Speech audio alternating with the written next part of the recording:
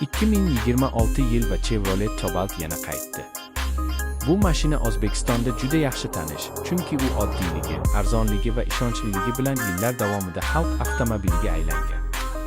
Cobalt nomi ilk bor 2005 yilda paydo bo'lgan va hozirgi 2026 yilgi talqin aynan shu an'anani zamonaviy ko'rinishda davom ettiryapti. Yangi Cobalt tashqi tomondan ancha yangilangan, old qismi keskinroq, faralar zamonaviyroq, kuzov chiziqlari esa silliq va tartibli. U hali ham klassik sedan, lekin endi eskicha emas, balki zamonga mos.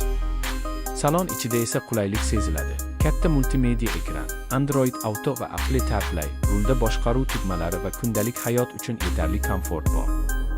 Texnik tomondan 1.5 litrli dvigatel o'z o'rnida qolgan. U shahar uchun ham, uzoq yo'l uchun ham yetarli. Yoqilg'i sarfi tejamkor, xizmat ko'rsatish esa arzon va oson. Mexanik va avtomat uzatma variantlari borligi ham ko'pchilik uchun katta plus. Raqobatchilar bilan solishtirganda, masalan Hyundai Solaris yoki Toyota